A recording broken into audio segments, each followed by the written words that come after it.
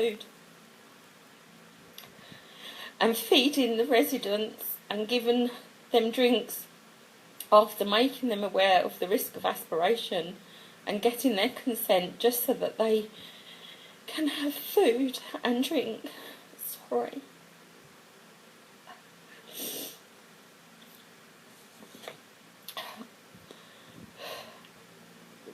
Along with this, the GPs are remotely prescribing end-of-life medication, which is morphine and midazolam injections, and these are being misused.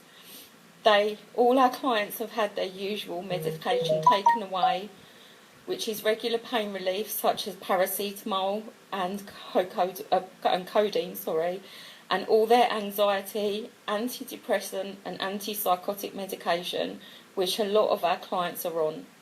The district nurses then come into the home to give end-of-life drugs, because with the withdrawal of usual medication, the resident is showing signs of pain and anxiety, which of course they would.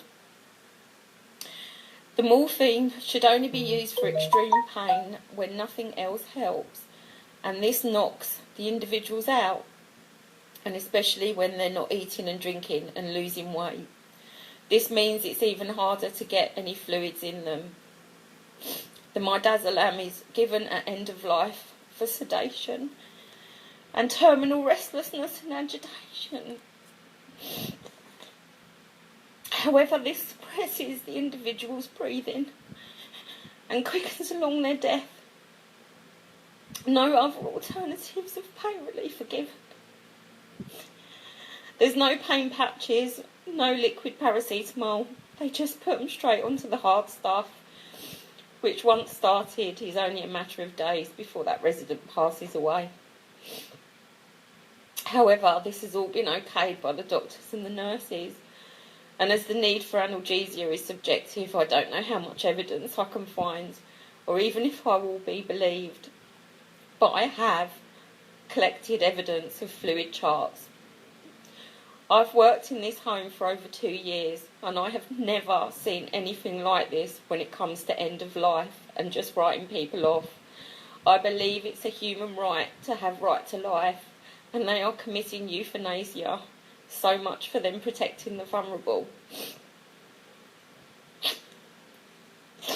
So I've had to phone up this person and speak to them and say to them, that I think that they're really brave for trusting me to tell me the story. I absolutely wanted to go to the police straight away.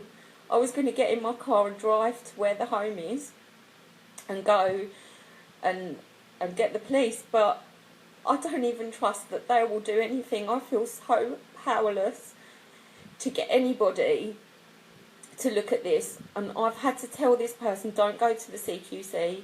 If you do, they will bury it.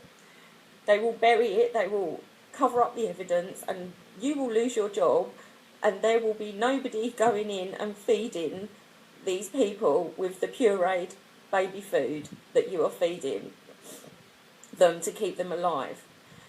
And just in case anybody thinks that this is normal and what you do to people on an end-of-life pathway, it is not. The Liverpool pathway was disbanded, and I think it was in 2014, because it might even have been before then. And yes, you have a right to refuse life-sustaining treatment, but that has to come from you, and if you can't consent to that because you haven't got capacity, then that has to be made at a best interest meeting, and that decision has to be documented, and it has to be taken in appropriate ways, which I know isn't being done. And even then, you are not allowed to take away somebody's hydration and somebody's pain medication. You are not allowed to. That is illegal. That is wrong. And these doctors and these nurses and these care home staff that are just doing it and aren't speaking out are nothing more than complicit to killing people, to murdering people. And this is really what is going on. This is really what is happening. This is why people are dying and the numbers are high. None of them have got COVID. None of them. The person I spoke to said to me she can put her hand on her heart and say that 2 of those people in her home have been murdered, and there's a third that she thinks has, but there's other issues that they could question.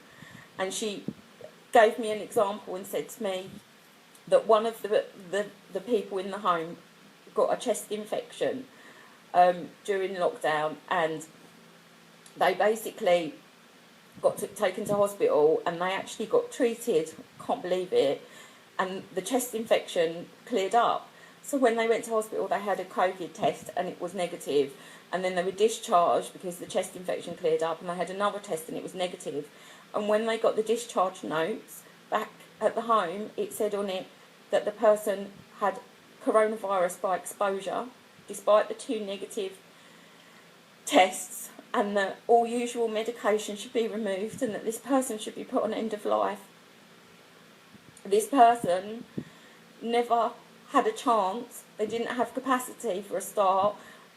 I would like to see the best interest decision that was made. I would like to see the deprivation of liberty orders that these homes have got in place for people that they're locking up and that haven't got capacity, because you can't do that. You have to get a dole's order, and the court has to give that, and you can't get anything from the court. I know that because I know what's going on.